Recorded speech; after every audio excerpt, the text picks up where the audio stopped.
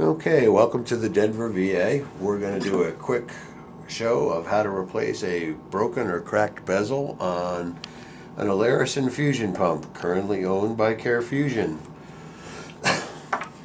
First thing you're going to need is the rebuild kit that has a new bezel in it, and we found a faster way of doing it so you don't lose things. There's a little pin here on the new bezel. We're going to prep this for receiving the parts. Pull it out, pull the black pin out, using two different electric screw guns with different size screw tips and torque settings. Pull the screw, carefully lift the moisture cover, and if you're careful with a large screwdriver, you can just get underneath it, don't puncture the plastic, lift it right off. The other thing you want to do is this O-ring here is always in the wrong place. When it's shipped, you need to bring it up so it's about 1/4 to 1/2 inch away from the spade lug, and then push it down to where the seam is in the shrink tubing, and that will actually align it properly for you when you go to put it together afterwards. And if I can get it to go. Alright, the bezel is ready for things to happen. We found that it's much quicker and faster to replace these exterior pieces before you dig inside. To remove the flip cover, again, it's one of those little expansion pins, and instead of pulling the bottom part out, all you gotta do is put a screwdriver under this end. It pops the pin right out, lift it, set it aside, remove the moisture cover from the pressure transducers.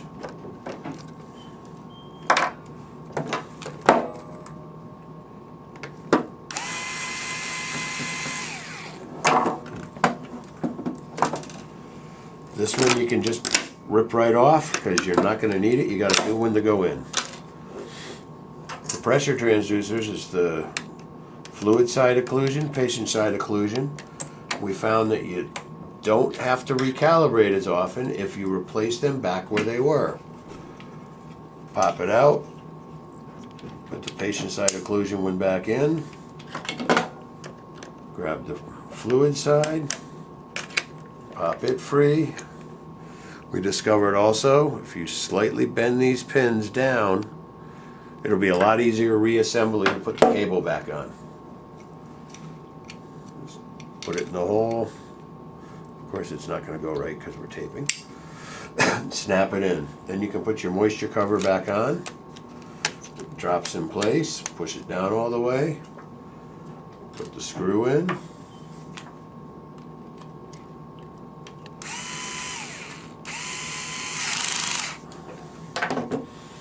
Take your push pin.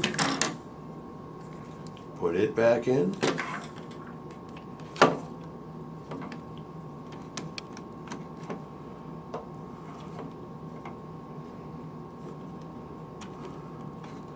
And your transducers are already installed in your new bezel. Next is to change out and move the door over. Again, undo the 4 screws.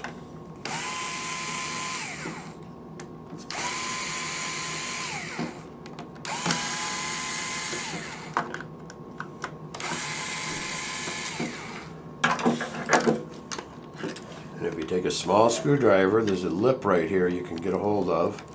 Lift it up slightly, and then just gently wiggle, and you can lift it right out. You don't lose the screws or anything. Inside the door, you've got this one connector. Pull it off. Don't worry about the connector, the cable part, because you get a new one. You also have one spade lug on the circuit board that needs to be pulled off. Once you got those two off, slide the door like you're going to close it. It lifts right away. Putting the door back on is the exact opposite process.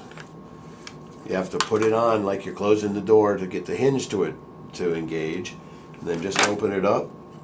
You have to very carefully put the spade lug back on. A pair of needle nose works great. Tweezers and stuff don't do too well because of the tension it takes to put it in. Top of the unit, white wire on the connector. White wire always goes towards the top of the unit and it slides in very easily.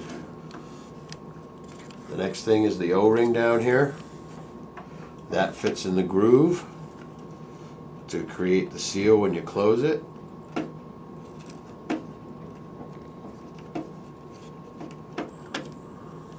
If it'll stay.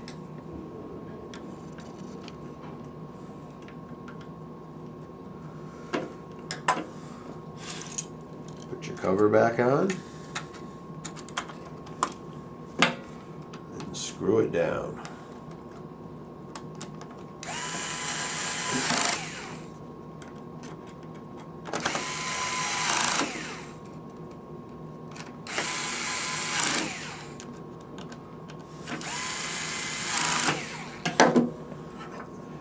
Pressure door back in, slide the pin up, and with that still, the push pin still in there, you can slide it over the hole with your finger, just push it right down and it goes into the hole.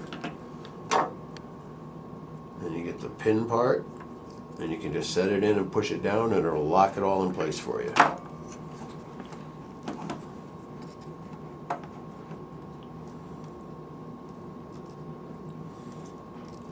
Why is it not working today?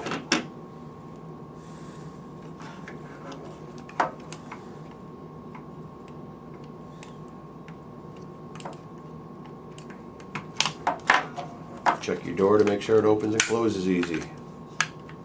All set. Leave the door closed, set it aside. Now we got to pull the circuit boards out of the old one. It's a bigger screwdriver. I got the torque set higher because these screws are tighter.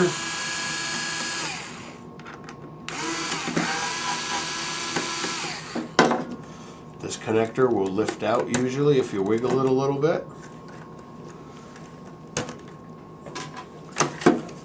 This connector has a silicone gasket underneath it, so it's much harder to get out. You actually have to pry it slightly. You can do that with a small screwdriver. Be very careful not to damage the case.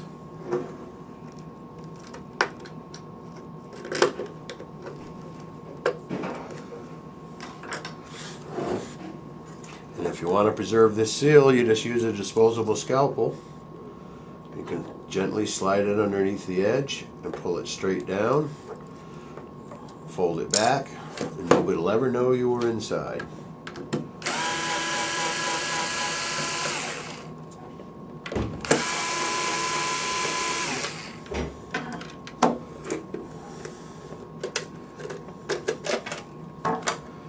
Now you've got the two circuit boards. I always take and pop the clip and the cables off of the boards first so you don't forget.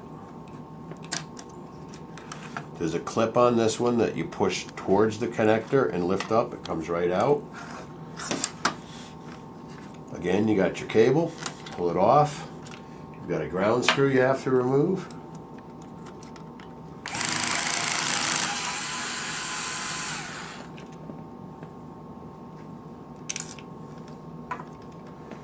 And the holding screw down the bottom. And again, each circuit board has one of the pins. You can gently, with a pair of cutters, lift it up and go from the bezel side to pry that free. If you don't, you might damage some of the components on the board. Flip it over. You've got one screw.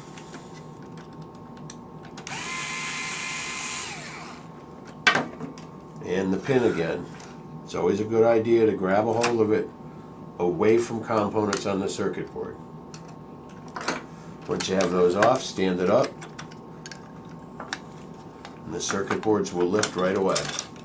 Set them aside. As soon as it's off, this brass piece here comes off. It's just a matter of pulling slightly, and it pulls the pins, and it frees your transducer cable.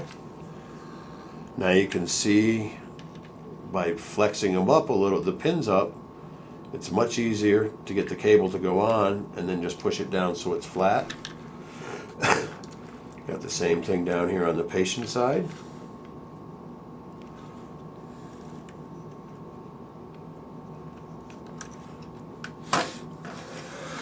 And Then you put this bracket back on. The cable goes above the clip on the bracket.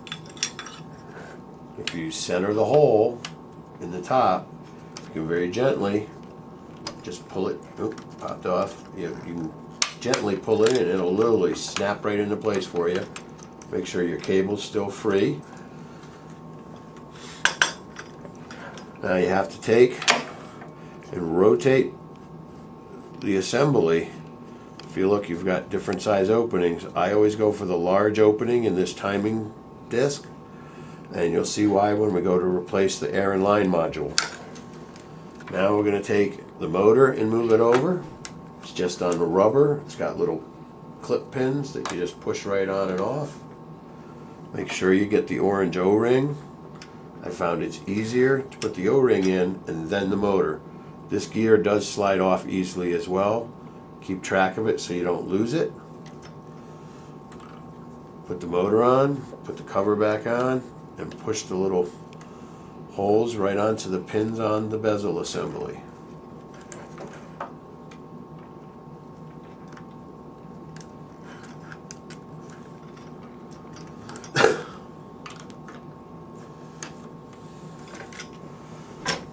Now we're going to take the air and line module off. It's got 4 screws.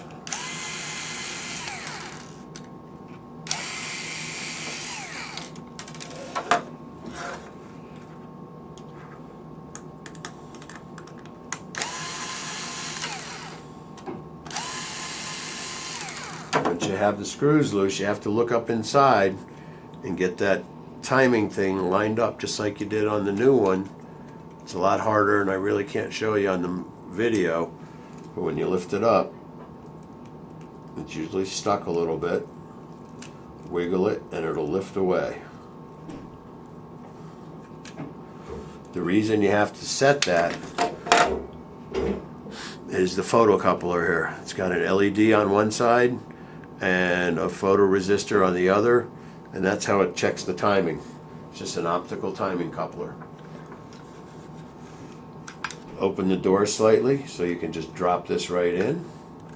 You close the door, it'll hold it in place while you screw it down.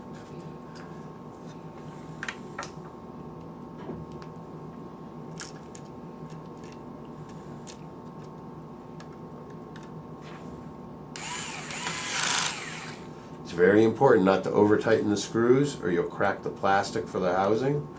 Then you have to replace the whole assembly.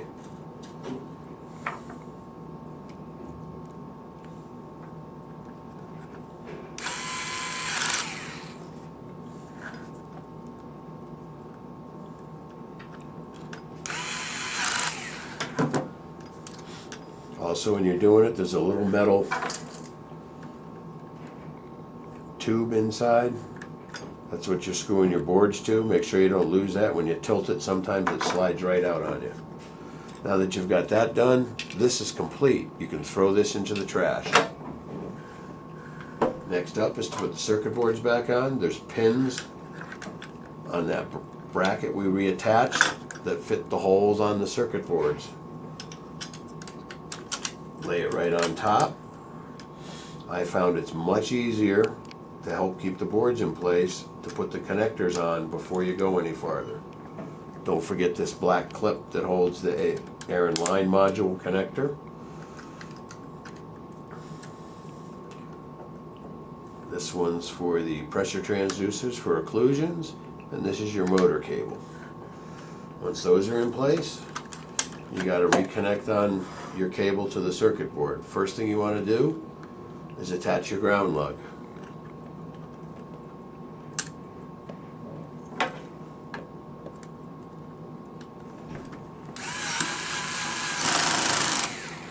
Once that's down, you can make your connection, your cable again. White wire to the top of the circuit board, top of the unit.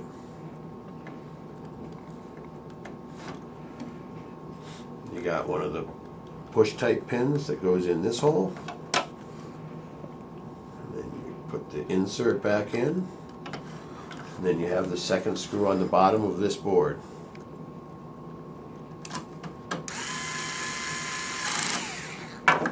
Flip it over. You have a push pin towards the top.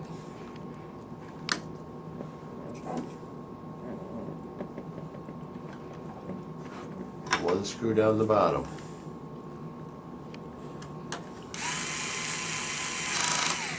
Before you close it up, it's very important, make sure you put the serial number label on. I pre-wrote it. It's got the reference number and the serial number of the unit, and it goes on the bezel. You can put this on at any point. You don't have to wait till now. Sometimes it's easier to put it on in the very beginning.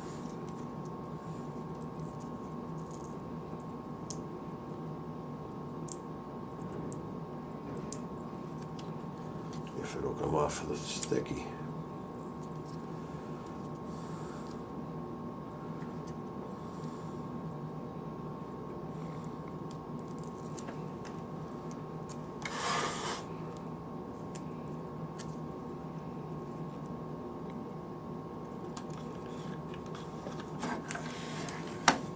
Double check, make sure you got everything back in place. Cables, pins, screws, connectors are all done, everything's ready. Set your cover right down on top. Tighten up the two back screws.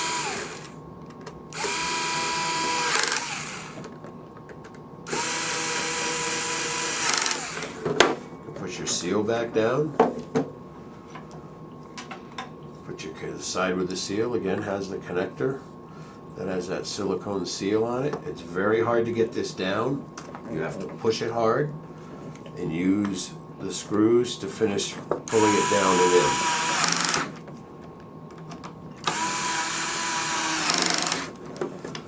Flip it over, do your other connector.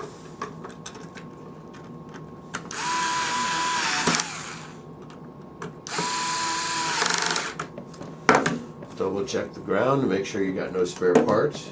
You will have one small screw and one push pin thing left over because you get a new one with the bezel that you take off and an old one. Check your door again, make sure everything's working, and you're done.